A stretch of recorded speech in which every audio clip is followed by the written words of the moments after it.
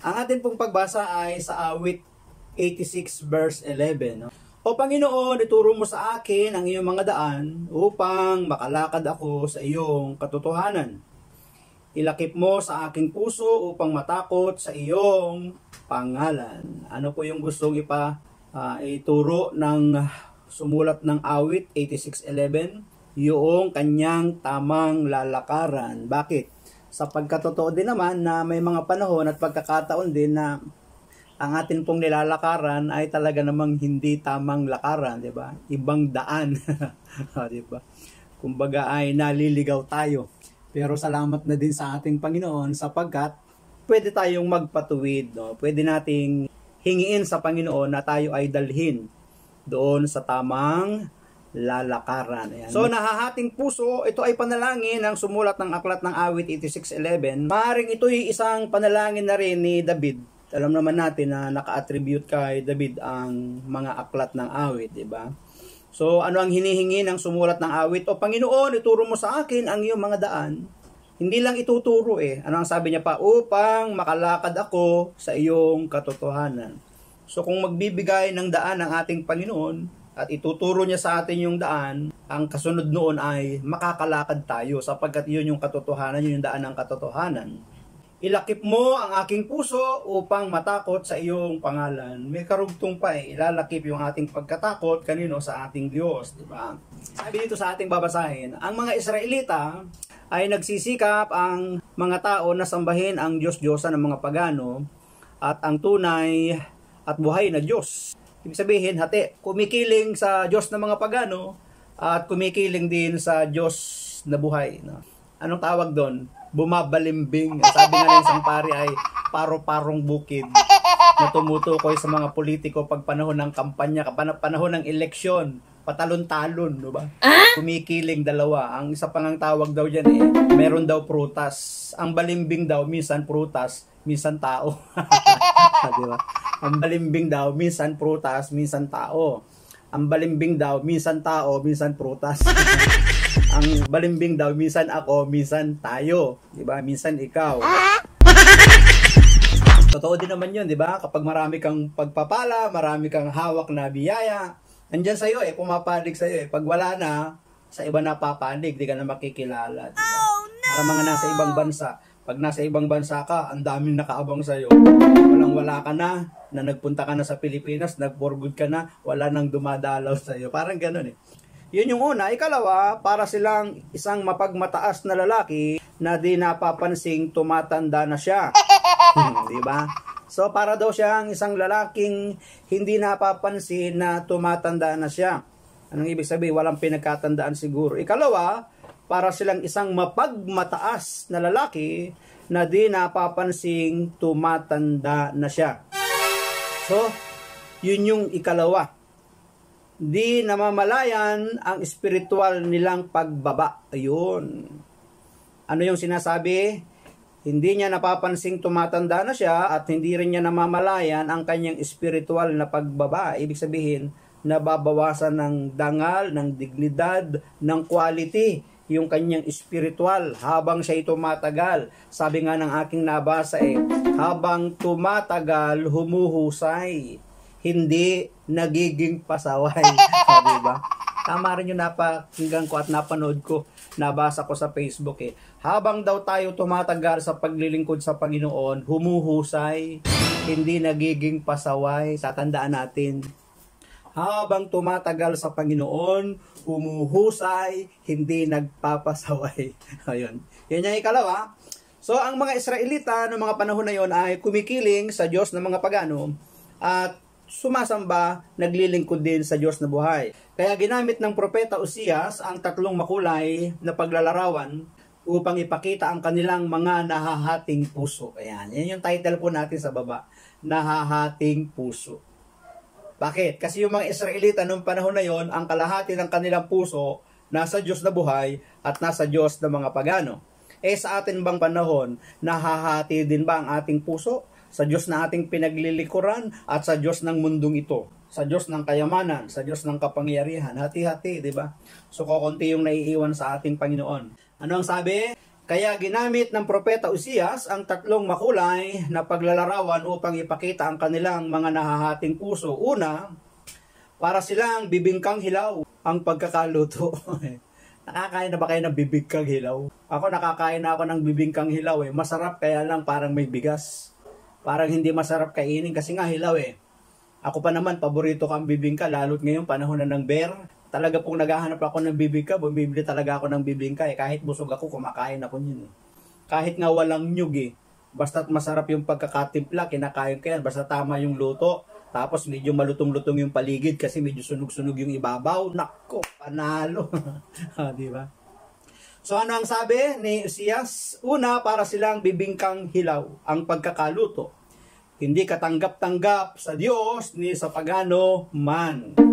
Di ba? Kasi nga balimbing eh.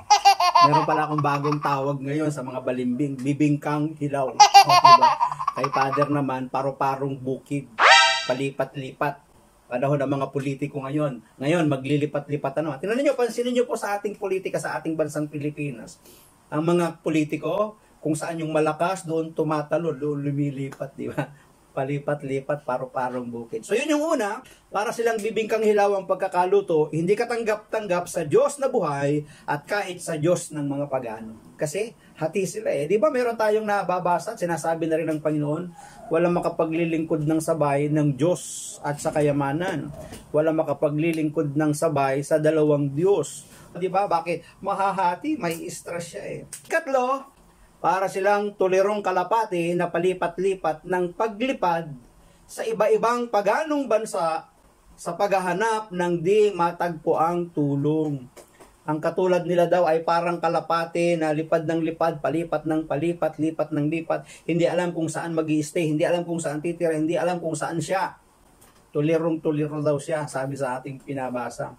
Sino raw yung mga tuliro? Ang mga Israelita noong panahon ni Uzias, na hindi nila alam kung saan ba sila hihingi ng tulong, sa Diyos na buhay ba o sa Diyos ng mga pagano ng iba't ibang bansa. Sa bagay tayo din kapag nangangailangan kapag may pagsubok at problema, hindi natin alam kung sino ang hihingian ng tulong, kapatid ba, tatay ba, nanay ba, kamag-anakan ba, kapitbahay ba, kasama sa trabaho, nasa gobyerno, di ba? Hindi natin alam kung sino hihingian ng tulong Minsan panghuli na nga lang natin hinihingian ng tulong ang ating Diyos Buti na lang ang Diyos, hindi siya suplado. Na kapag naisip natin sa Diyos lumapit, nandiyan siya Tama yung sabi na aklat ng Isaias Mula umaga hanggang gabi para abutin ang kanilang pangailangan. Yan ang ating Diyos, di ba? So, ano yung ikatlo? Para daw silang mga tulirong kalapati na palipat-lipat ng paglipad sa iba-ibang paganong bansa sa paghahanap ng di matagpo ang tulong. Di ba? Nihahalin tulad sila ni Uzias dahil yung kanilang puso ay nahahati. Una ay sa tinatawag na parang bibingkang hilaw. Hindi masarap ang pagkaluto pag ang bibingka ay hilaw. Ikalawa, para silang lalaking tumatanda na hindi napapansin yung kanyang pagtanda kaya nagiging mapagmataas siya. Hindi namamalayan yung kanyang spiritual na pag-down, pagbaba. Kasi habang siya tumatagal, dapat nga nagiging mahusay, pero habang tumatagal, nawawala ng kalidad, nawawala ng quality. At ikatlo, para silang mga tulirong kalapati na palipat-lipat ng paglipad sa iba-ibang paganong bansa sa paghahanap ng di matagpuang tulong. Sabi dito sa ating binabasa, ngayon, tayo ring mga Kristiyano ay may sakit ng nahahating puso. Tayo din pala minsan, totoo, aminin natin, real talk, realidad, na minsan ang ating mga puso ay nahahati din. Nananampalataya sa ating Panginoong Jesus, ngunit ayaw naman nating ipagkatiwala yung ating buhay sa Kanya. Bakit? Hati Walang ipinagkaiba yan doon sa isang kwento ng isang obispo May dalawang magkaibigan, nagyayaan. Sabi niya, Lika, magsimba tayo kasi araw naman ng linggo ngayon. Sabi nung isa, hindi, ayoko. Ito ngayong araw ng linggo na panahon para ako ay makakapamingwit ng isda sa ilog. Sabi niya, sige, kung ayaw mo, diwag, ako na lang. So, yung isang tao na nagmithi, nagkumbinse, nag-ayaya doon sa kaibigan niya na magsimba, habang nandun sa simbahan, ang kanyang isip naman, nandun sa kanyang kaibigan na namimingwit ng isda. Nakarating nga siya sa simbahan, present siya doon sa simbahan, pero yung kanyang isip, wala doon sa simbahan, nandun sa namimingwit. Ganon din naman yung namimingwit. Habang siya namimingwit, ang isip niya nandun sa simbahan. Sana pala sumama na lang ako, hindi ako namingwit. So yung dalawang magkaibigan, parehong hati ang puso. Yung isa nasa loob ng simbahan, ang kalahati ng kanyang puso nasa simbahan, ang kalahati ng kanyang puso at isipan nandun sa namimingwit na kanyang kaibigan. Nahahati yung puso, kaya totoo, tayo ring mga Kristiyano minsan ay may sakit na nahahating puso. Nananampalataya kay Jesus, ngunit ayaw ipagkatiwala. Alin, ang mga bahagi ng ating buhay o ang ating buhay. Nagsisimba tayo, ngunit hindi natin ipinamumuhay araw-araw ang pananalig natin kung ito'y nakaiisturbo sa ating tagumpay at kaaliwan sa mundo. Dapat kapag tayo daw ay nasa gawain, ina-advise at pinapayuhan tayo. Dapat daw kapag tayo ay nasa gawain, dapat lang pag daw tayo nasa gawain, ang puso natin nakapokus sa Panginoon. Kaya lang, siyempre, yung mga naglilingkod, may mga ginagampan ng tungkulin, hindi talaga nakakapag-focus ng buong puso yan sa pakikinig doon sa nagaganap na programa. Bakit? May kanya-kanyang ginagawa eh. Real talk yun eh. May kanya-kanyang duties eh. Kaya nga 'di ba pag may mga gawain mag-anniversary, bakit nagkakaroon ng recollection? Bakit nagkakaroon ng retreat? Para ihanda yung mga manggagawa na unahin silang palakasin. Kasi pagdating doon sa aktual na gawain ng selebrasyon, wala silang time makinig, wala yung kanilang focus at attention doon sa nagaganap sa harapan sapagkat sila'y gumagampan ng mga tungkulin. Ngunit advantage sila kasi nagkaroon sila ng retreat or recollection 1 week before doon sa kanilang gawain. Eh kung hindi nila dinanas yung pagpapalakas 1 week before, pagdating ng aktual na gawain, mga tatablan sila ng inis, tampo, kaalit, sama ng loob, mababawasan yung kanilang mga pasensya. Mahahati. Kaya noong mga panahon na aktual na gawain, dahil matatag ka na, kaya mo nang malagpasan anumang mga iritasyon, anumang nakakainis, anumang hindi mo magagandang nakikita, di ba?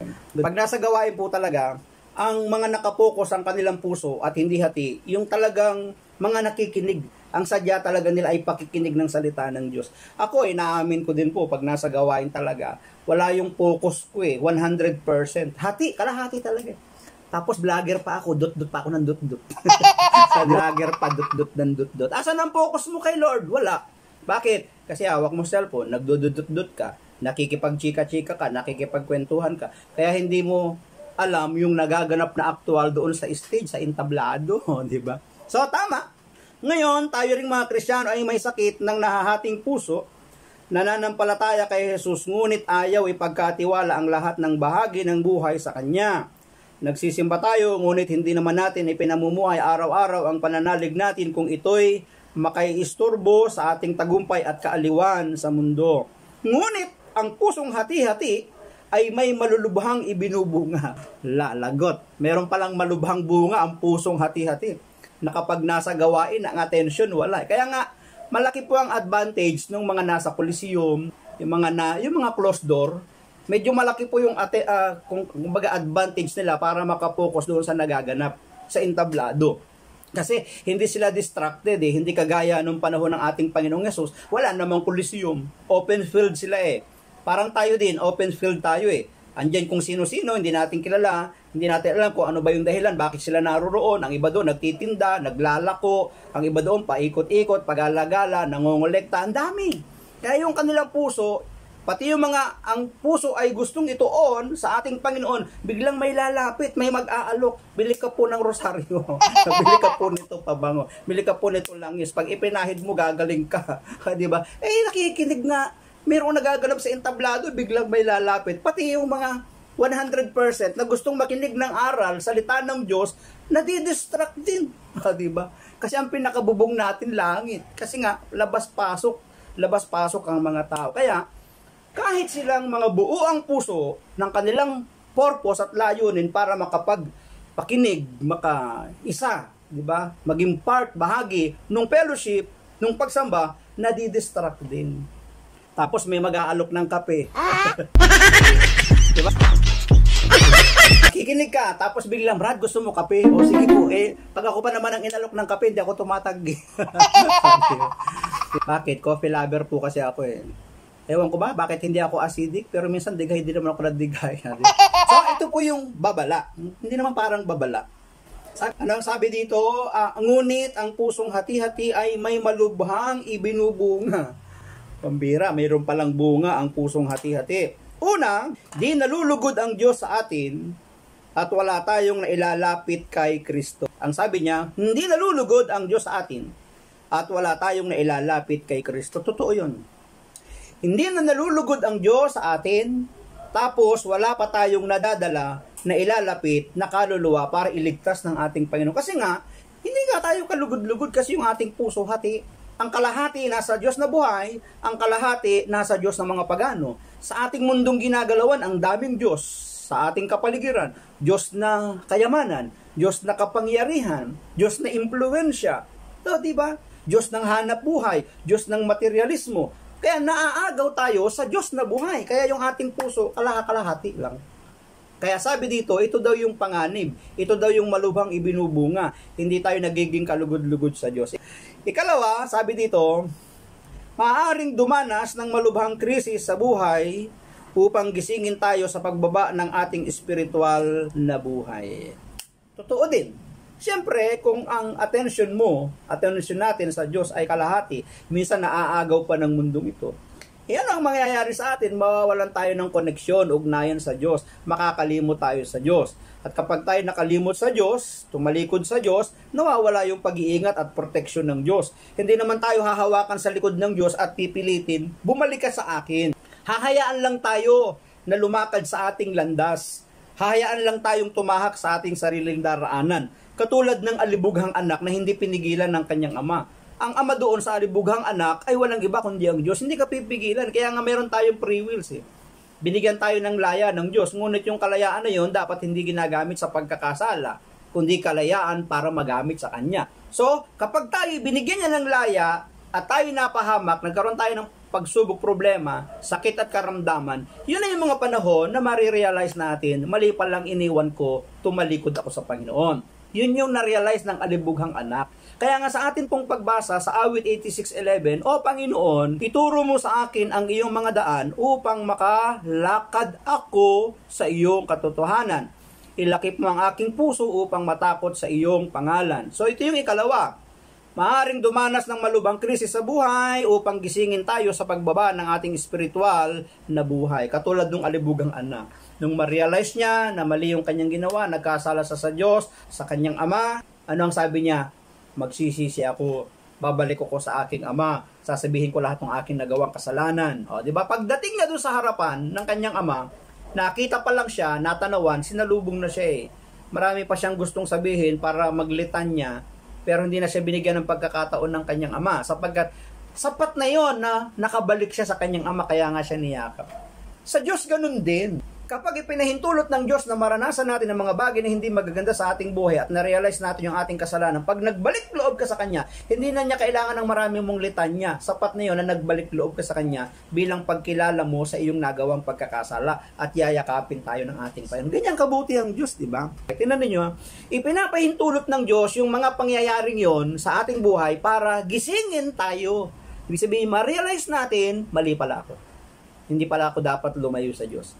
Hindi pala ako dapat tumalikod sa Diyos. Hindi pala ako dapat nagrebelde sa Diyos. Yun, marirealize natin yun. At kapag na-realize natin yun, yun na yung pagbabalik natin sa Kanya. Para ano? Yung ating spiritual ay muling gisingin, palakasin at patatagin ng ating Panginoon.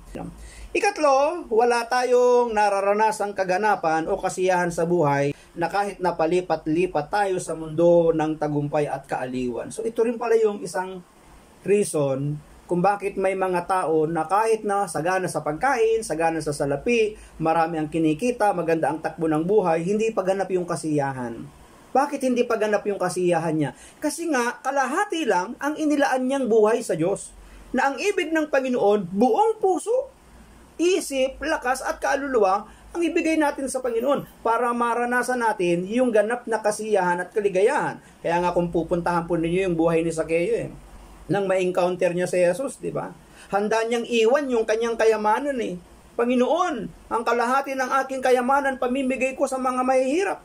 At kung meron man akong nadayang sino man, babayaran ko sila doble, 4 na beses. Sabi ng mga Bible scholar, kapag ginawa ni Zaccheo yun, mauubos yung kanyang kayamanan, maghihirap siya, mamumulubi siya. Kalahati ng kanyang kayamanan, pamimigay niya, pagkatapos magbabayad siya ng 4 na beses. Anong ibig sabihin? Kaya kayang mawala Ni Sakeo yung kayamanan yon kasi hindi niya doon nasumpungan yung tunay na kasiyahan, yung tunay na kaligayahan kahit anong dami ng kanyang kayamanan, ari-arian, hindi siya maligaya eh. Kailan siya nagkaroon ng kaligayahan at kasayahan? Nang si Jesus pumasok sa bahay niya at tinanggap niya sa kanyang buhay ang ating Panginoon. Kaya nga ang sabi ng Panginoon, dumating din ang kaligtasan sa taong ito sapagkat ang taong ito ay lipi rin ni Abraham. Kaya nag-overjoy. Kailan sumaya si Sakeo? Nang dumating si Jesus sa kanyang buhay at may encounter niya, tinanggap niya sa kanyang buhay at pagkatao.